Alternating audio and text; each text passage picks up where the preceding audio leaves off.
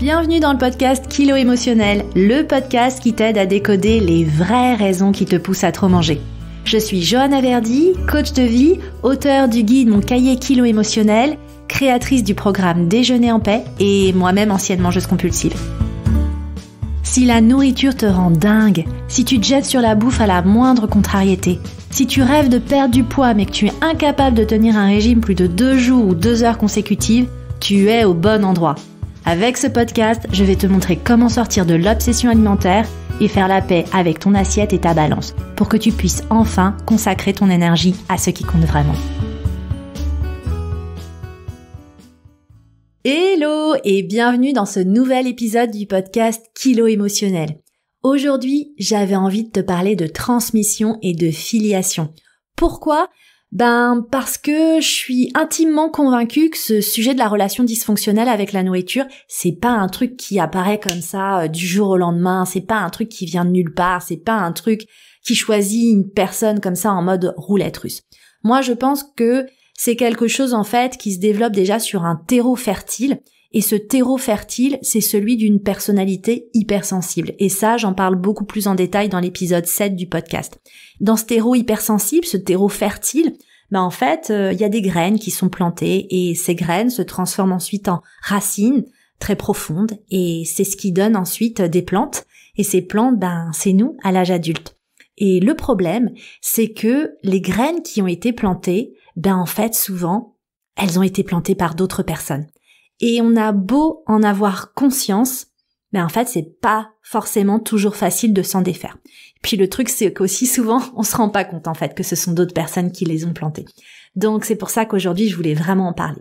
Et d'ailleurs, une des motivations principales des personnes qui viennent rejoindre mon programme d'accompagnement Déjeuner en paix, c'est aussi ça. Elles me disent, Joanne, ce problème avec la nourriture, avec la bouffe, ça me pourrit tellement la vie, je veux surtout pas transmettre le problème à mes enfants. Mais avant de parler de notre capacité à éduquer les plus jeunes, on a vraiment besoin de parler aussi des personnes qui nous ont élevés. Donc c'est la raison pour laquelle, au programme de l'épisode d'aujourd'hui, je vais t'expliquer dans quelle mesure la relation dysfonctionnelle avec la nourriture et aussi avec ton corps a pu être transmise dès le plus jeune âge sans que tu t'en rendes forcément compte. Et puis ensuite, je te révélerai les 3 erreurs à ne pas commettre avec ton enfant ou avec les enfants en général si tu veux les protéger de cette souffrance inutile dans leur relation à leur corps et à la nourriture. Et puis enfin, reste jusqu'à la fin de l'épisode parce que je te partagerai une question simple mais très efficace à te poser pour savoir si toi aussi tu es victime de transmission transgénérationnelle. Pour commencer, on a besoin de comprendre comment la relation dysfonctionnelle avec la nourriture et avec notre corps, elle nous est transmise potentiellement dès le plus jeune âge.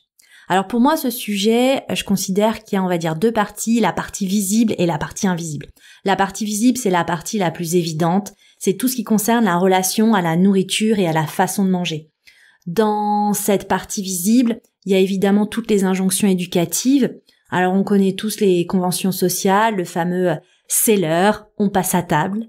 T'as peut-être entendu des choses du genre « si tu manges pas maintenant, tu ne mangeras pas plus tard ». Et du coup, tu t'es retrouvé à manger même si tu n'avais pas faim, juste parce que c'était l'heure. Et du coup, c'est un comportement que tu peux être susceptible de reproduire aujourd'hui. Mais il y a aussi et surtout les injonctions moralisatrices. Tu sais, t'as peut-être entendu tes parents te dire « Allez, finis ton assiette » ou alors « Mange tes légumes, sinon tu seras privé de dessert » ou alors l'incontournable « Tu sais qu'il y a des enfants qui meurent de faim en Afrique ». Toutes ces injonctions font qu'aujourd'hui, t'as peut-être tendance à ne jamais laisser de nourriture dans ton assiette, même si, au fond, finir cette énorme portion de lasagne jusqu'à l'écœurement, ça ne sauvera malheureusement aucun enfant de la famille. Pour toi, finir ton assiette, c'est devenu quelque chose de normal. Même pire, c'est inconcevable pour toi de gâcher de la nourriture ou de jeter de la nourriture à la poubelle. Alors soyons clairs, Évidemment, je suis contre le gaspillage, je suis contre le gâchis alimentaire. Mais il faut se rendre compte qu'en fait, on est venu dès l'enfance associer à la nourriture une valeur morale. On a donné une place morale à la nourriture. Et le résultat, c'est que on a encapsulé le fait que si on finit notre assiette, on est une bonne fille. Et si on ne finit pas notre assiette, on est une mauvaise fille et on se doit de culpabiliser. Alors ces injonctions, elles reposent souvent sur une peur ancestrale qui est la peur du manque. Cette peur du manque, nos parents peuvent l'avoir connue eux-mêmes, ils ont peut-être connu la guerre, la famine ou des privations, ou ils peuvent tout simplement l'avoir reçue en cadeau, on va dire en quelque sorte, de la part de leurs parents. Ce sont des histoires qui se transmettent, leurs parents eux-mêmes ont connu la restriction, la famine, la guerre. Du coup, ces petites phrases ne sont parfois même pas les leurs, mais elles sont devenues les leurs. Et cette peur de manquer, elle s'étend généralement au-delà de la nourriture, à l'argent et à tout ce qui est matériel. Et j'en parlerai plus en détail dans un prochain épisode consacré à ce sujet. Le problème avec toutes ces injonctions, c'est qu'en fait, elles viennent souvent en contradiction avec un autre aspect. Alors bon, on va pas se mentir, le bordel naît de la contradiction et se nourrit de la contradiction. La contradiction, c'est quoi?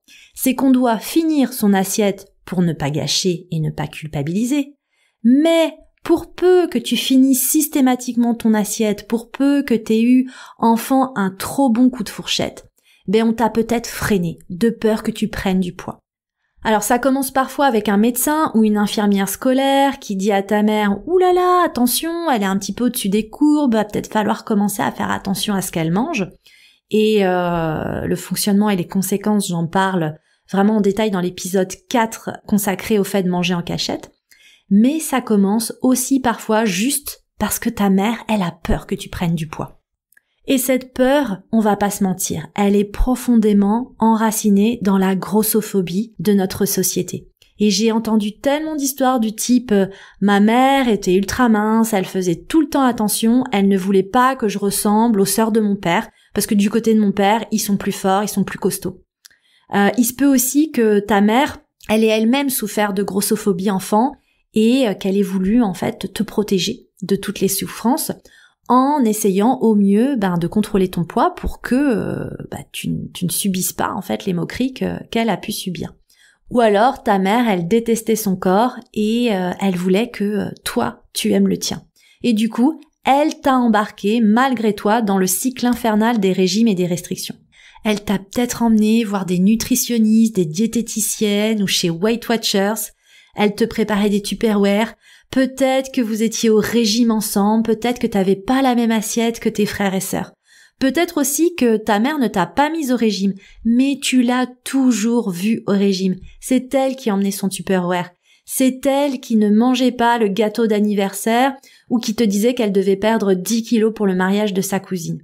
Elle avait elle-même une relation dysfonctionnelle avec la nourriture.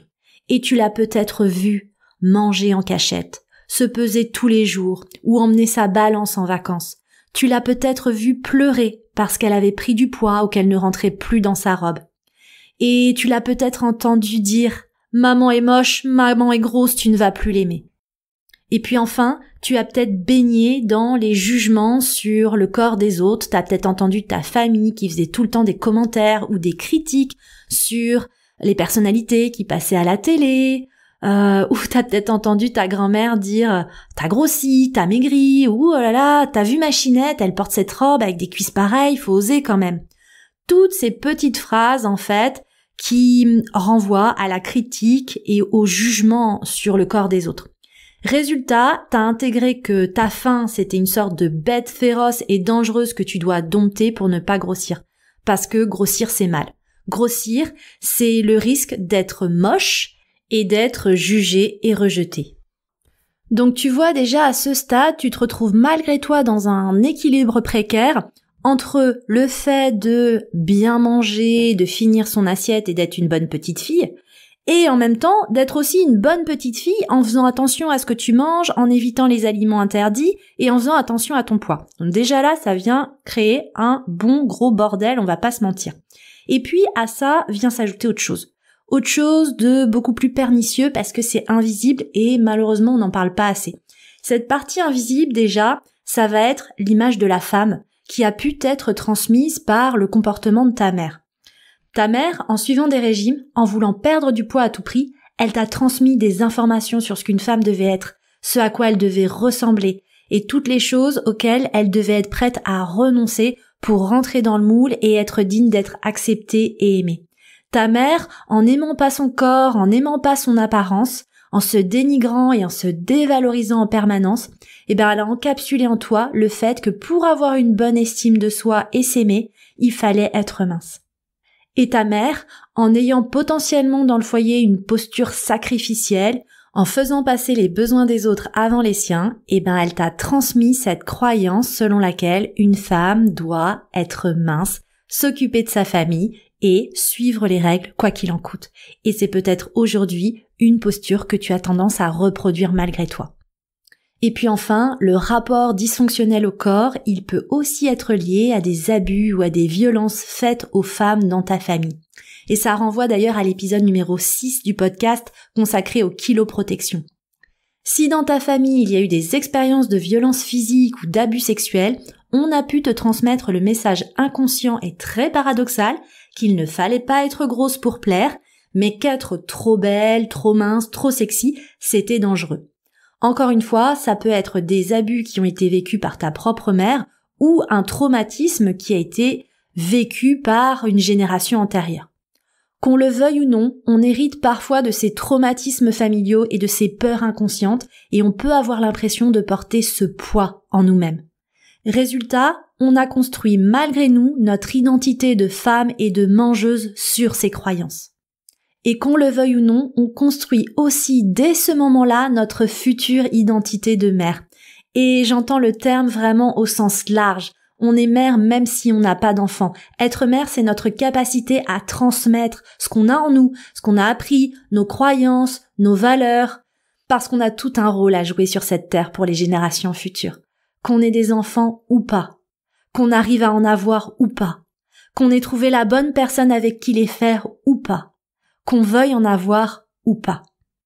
Que ce soit au niveau de notre communauté, de notre voisinage, de notre famille, de nos amis ou des gens qu'on va rencontrer en voyage ou au boulot, on a tout un rôle de transmission.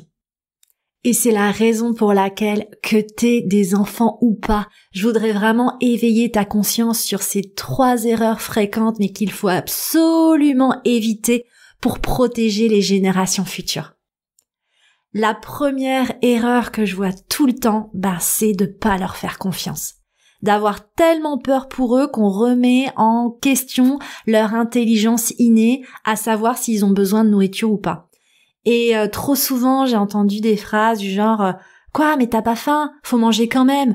Ou alors « Si, ton petit déjeuner, tu le prends, sinon tu vas te sentir mal en cours. Tu vas te sentir mal à l'école, tu vas pas être capable de suivre. » La réalité, c'est que, sauf problème de santé grave et généralement visible, un enfant ne se laissera jamais mourir de faim. Moi, à la maison, il n'y a pas d'aliments interdits. J'ai un petit garçon qui a 4 ans, il peut manger autant de chocolat qu'il veut. Parfois, c'est même moi qui lui en propose et il me dit « Non merci maman, j'ai pas faim ». Et j'adore, c'est une vraie victoire. C'est un mangeur régulé. Alors vraiment, la première chose, c'est laisser les enfants être des enfants, aussi et surtout dans leur relation à la nourriture. Préserver leur innocence, leur candeur et leur spontanéité. Ensuite, la deuxième erreur, c'est de quasiment systématiquement associer en fait des valeurs moralisatrices autour du comportement alimentaire, au lieu en fait plutôt d'ouvrir la porte à l'expression des émotions. On n'exprime pas assez les émotions, on n'autorise pas assez les enfants à exprimer les émotions, parce qu'on ne s'autorise pas nous-mêmes à exprimer les émotions. On pense que pour les protéger, on doit en fait garder pour nous nos problèmes, nos soucis, et que c'est la meilleure façon en fait de pas les affecter. La réalité en fait, c'est que ne pas leur dire ce qu'on ressent, ça ne rend service à personne. On a le droit de dire là ce soir je suis triste, j'ai eu une journée difficile au bureau. On a le droit de dire aussi qu'on est heureuse. Je suis heureuse de passer du temps avec toi ou d'aller au parc avec toi, ou au contraire, je suis frustrée de pas passer assez de temps avec toi. On peut dire ce que tu viens de faire me fait de la peine, me rend triste. On peut aussi s'excuser quand on se trompe et qu'on crie sur eux ou qu'on s'énerve pour rien. Et puis, on peut aussi et surtout leur demander ce que eux ressentent, les encourager à exprimer les choses. Et on a tendance à valoriser les actions plus que les émotions, mais ce qu'on a besoin de faire, c'est aussi laisser de la place pour le vide et le silence et découvrir en fait ce qu'apporte juste le fait d'être ensemble. Pas toujours dans l'action, mais aussi dans l'émotion, le ressenti et la présence. Et puis enfin, la troisième erreur qui revient malheureusement trop souvent, c'est de penser que l'enfant absorbe ce qu'on dit, alors qu'en réalité, il absorbe qui on est. Ah oui, c'est comme nous qui avons absorbé bien au-delà de l'ADN toute l'identité des personnes qui nous ont élevés. Nos enfants, c'est pareil. Ils absorbent pas juste ce qu'on dit, ils absorbent évidemment qui on est, notre comportement, notre façon d'agir. Donc si aujourd'hui tu manges pas pareil que tes gosses, si tu rentres chaque repas dans ton appli de calories, si on te propose du gâteau et qu'à voix haute tu répètes inlassablement non merci, je suis raisonnable en ce moment, faut que je sois raisonnable, je fais attention. Si tu te pèses tous les matins et que tu te dénigres, si tu juges et que tu critiques ouvertement les autres personnes pour leur apparence physique, évidemment, sans surprise, ton enfant, il va vraiment encapsuler tous ces messages, encapsuler toute cette énergie vibratoire et il l'emportera avec lui dans sa vie d'adulte. Donc évidemment, l'idée, c'est pas de culpabiliser. Mais c'est simplement aussi de se rendre compte que parfois, verbaliser nos ressentis, ça peut faire toute la différence. Même si on a, d'une certaine façon, un comportement dysfonctionnel et qu'on le sait et qu'on en est consciente. Expliquer pourquoi on le fait. Et le fait qu'on est consciente que c'est pas idéal, ça peut faire toute la différence. Si par exemple, j'en sais rien, tu peux pas t'empêcher de peser les aliments, tu peux aussi expliquer à un moment que tu le fais parce que ça te rassure, mais que tu sais que c'est complètement zinzin.